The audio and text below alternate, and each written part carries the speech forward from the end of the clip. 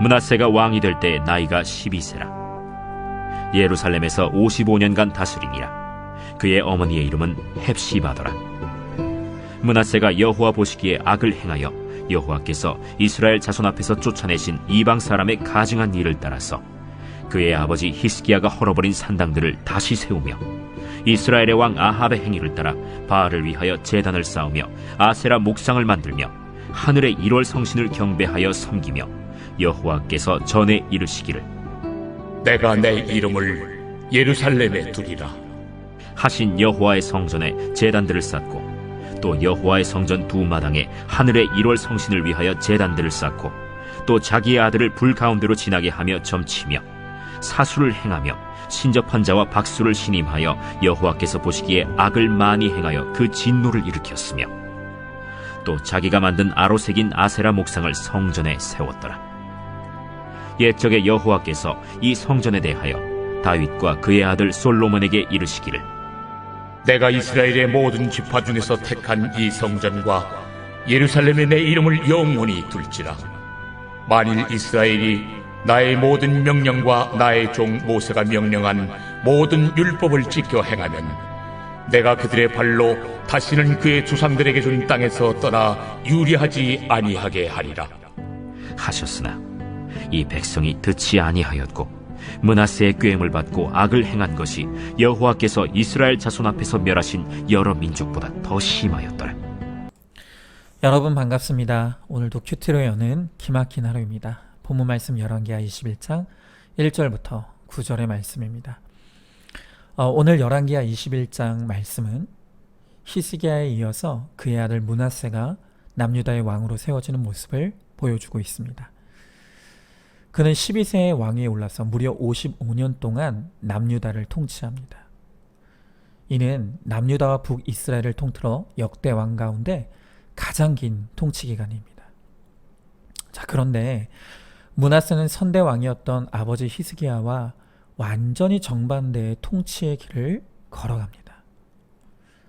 아버지인 히스기야 왕에 대해서 열왕기하 18장 5절은 히스기야가 이스라엘 하나님 여호와를 의지하였는데 그의 전후 유다 여러 왕 중에 그러한 자가 없었다라고 할 만큼 비록 노년에 큰 실수를 저질렀지만 그래도 삶의 전반에서 하나님께 그 믿음을 인정받은 하나님의 왕이었습니다.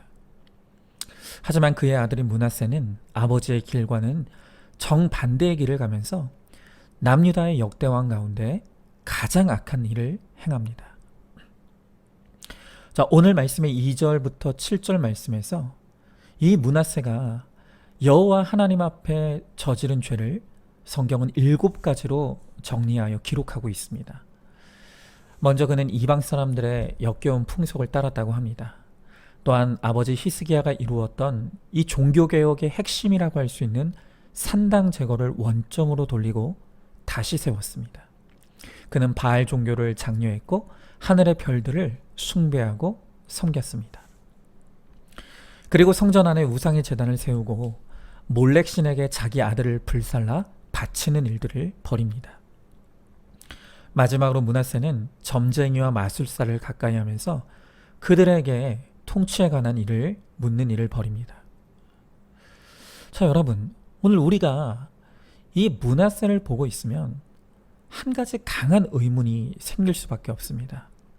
그것은 어떻게 히스기야 같은 믿음의 사람에게서 이런 자녀가 나왔을까 하는 것입니다. 분명 그의 부모는 신실한 믿음의 사람이었음에 틀림없습니다. 아까도 말씀드렸던 것처럼 히스기야의 신앙은 하나님도 인정한 신앙이었습니다. 또한 그의 아내 헵시바도 그 이름의 뜻이 나의 기쁨이 그 여인에게 있다인 것을 보면 그 어머니도 믿음의 사람이었음에 틀림없습니다. 그런데 므낫세를 보면 마치 보란듯이 아버지 히스기야가 했던 모든 일에 정반대로만 행합니다.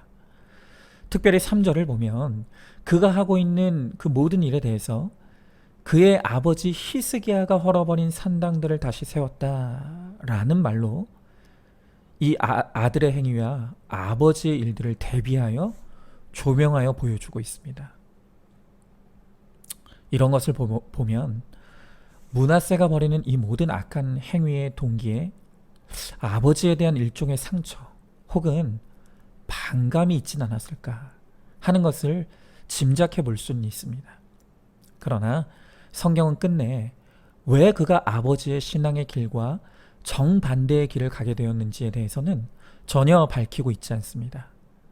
우리가 그렇게 짐작해 볼 뿐이지 므낫세의 악행의 동기에 대한 무리한 추정이나 해석은 좋지 않을 것 같습니다. 자, 그러나 우리가 오늘 말씀을 보면서 이 므낫세에게서 볼 수 있는 확실한 문제, 이 죄는 그가 아버지의 권위와 아버지가 세운 모든 질서를 파괴하고 무시하는 교만의 악을 저지르고 있다는 것입니다. 늘 우리가 강조하지만 하나님은 질서의 하나님이십니다. 로마서 13장 1절에서 각 사람은 위에 있는 권세들에게 복종하라 하시면서 모든 권세는 하나님께로부터 나온 것이며 하나님께로부터 나지 않은 권세는 없다라는 것을 분명하게 말씀하십니다.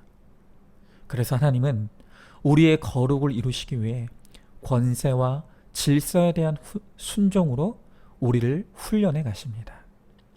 그러나 믿음을 버린 므낫세가 권위를 무시하고 질서를 깨므로 말미암아 그 결과로 한 나라의 거룩이 깨어지고 구원의 공동체가 무너지는 모습을 우리는 목격하는 것입니다. 아무리 내가 인정할 수 없고 너무 무시가 되는 권세자라 할지라도 그 사람을 나의 윗질서로 세우신 분이 우리 하나님이시라고 합니다. 그리고 도저히 순종할 수 없는 나의 윗질서지만 그것이 하나님에 대한 복종이라 하시기에 오직 믿음으로 그의 인격의 순종이 아닌 역할에 순종하여 몸부림치며 나아갈 때 그것을 통해 내 교만은 깨어져 가고 나의 겸손이 이루어져 내가 거룩한 그 한 사람으로 마침내 세워지는 것입니다. 여러분, 내가 순종하고 싶으면 순종하고 순종하기 싫으면 순종하지 않는 태도는 그 자체가 여전히 내 교만이 깨지지 않은 증거라는 것을 알아야 합니다. 특별히 지금 내 가정에서 지금 내 남편이 너무 무시되고 도저히 존경과 복종이 되지 않는 아내들이 많이 있습니다. 그러나 하나님께서 그런 남편에게조차도 복종하라 하시는 것은 결코 그 남편을 위한 것이 아닙니다. 바로 하나님의 관심은 나이며 나를 위하여서 하나님이 세우신 그 남편의 질서에 순종하라고 하시는 것입니다. 하나님이 내 남편보다 내 믿음의 수준을 더 높게 보셨습니다. 그래서 먼저 나를 거룩에 그한 사람이 되게 하시려고 이 훈련에 들어가게 하시고 그렇게 함으로써 하나님은 나를 통해 내 가정의 구원을 이루시고자 하는 그 큰 목적이 있는 것입니다. 여러분, 제 이야기를 좀 같이 좀 나누겠습니다. 제가 우리 안산중앙교회의 위임 목사로 세워지던 때 당시 제 나이가 36살이었습니다. 그리고 어느덧 시간이 지나 이제 저도 제 나이가 41살이 되었습니다. 제가 정확하게 제 이름을 공개하는 이유는 제 나이를 공개하는 이유는 하도 많은 분들이 제 나이를 궁금해하셔서 그냥 정확하게 밝혀드립니다. 그러나 어쨌든 여전히 제 나이는 보편적인 기준에서 봤을 때 담임 목사로서는 매우 이른 나이임에 틀림없습니다. 그래서 지금도 저를 처음 만나고 대하시는 분들은 어김없이 저에게 가장 먼저 묻는 질문이 바로 목사님 도대체 나이가 어떻게 되십니까? 라는 것입니다. 그만큼 제가 젊게 보이는 것이겠죠. 저는 젊은 담임 목사로서 제가 가진 장단점을 잘 알고 있습니다. 젊기에 아무래도 패기도 있고 에너지도 있을 수 있습니다. 그러나 생물학적인 나이로만 봤을 때 우리 성도님들 중 어떤 분들에게는 제가 아들뻘 되시는 분들도 있고 또 조카뻘 되시는 분들도 있을 것입니다. 또한 인생의 연륜도 그분들에 비하면 저는 많이 떨어집니다. 그래서 그런 분들에게는 내 영혼의 안위를 맡기기에 이 젊은 목사에 대한 불안감을 느끼시는 분들도 있고 또한 그런 저를 윗질서로 인정하시는 것이 쉽지 않은 분들도 충분히 있을 수 있다고 생각합니다.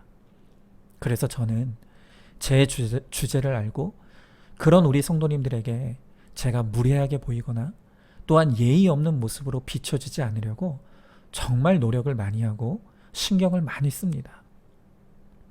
이 시간을 빌어서 너무 젊은 담임 목사로서 정말 부족한 저로 인해 여러 불편함을 느끼실 우리 성도님께 죄송한 마음을 전하고 싶습니다.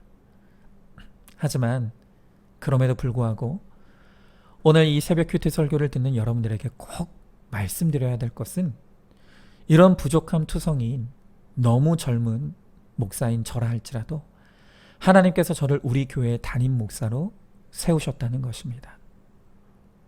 그러하게 목회자와 성도의 관계가 틀어질 때 그것은 곧 은혜의 통로가 가로막히는 치명적인 결과로 귀결될 수밖에 없는 것은 불가피합니다. 또한 우리는 이제 영적 질서로 묶인 관계입니다.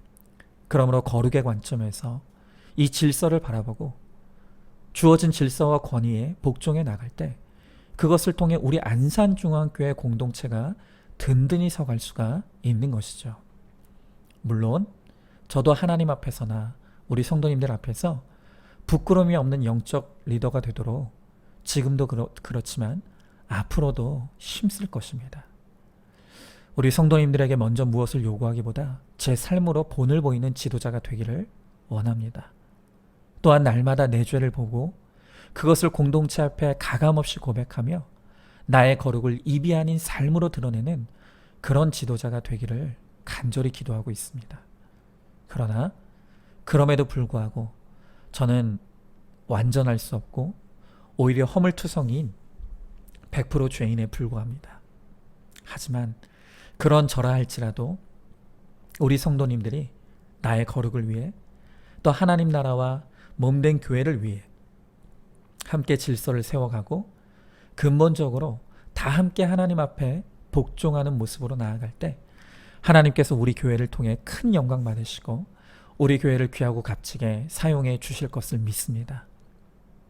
므낫세는 아버지의 권위와 질서를 무시하고 깨트림으로 이스라엘 공동체의 멸망을 앞당겼습니다.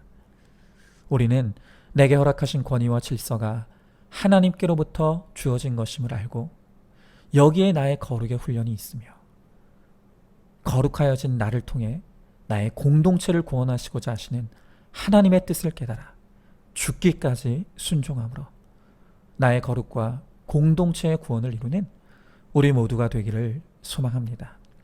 자, 질문해 봅니다. 지금 내가 속한 공동체, 가정, 직장, 교회, 목장 등에서 하나님이 나에게 허락하신 권세자와 윗질서가 누구입니까? 그 윗질서를 존중하고 존경하며 복종하고 있습니까? 그들에게 복종하는 것이 곧 하나님에 대한 복종이라고 하시는 말씀에 올소이다를 하고 있습니까? 나의 복종이 곧 나와 공동체의 거룩과 구원을 이루는 첩경인 것을 믿으시기 바랍니다. 오늘도 마지막으로 8월 18일 보석상자입니다. 어쩌면 제가 의도하지 않았는데 이렇게 정확하게 오늘 말씀과 연결됩니다. 인격에 순종하지 말고 역할에 순종하십시오. 아멘. 오늘도 큐티로 기막힌 하루를 살아내는 하늘가족 공동체 우리 모든 성도님 되시기를 주님의 이름으로 축복합니다.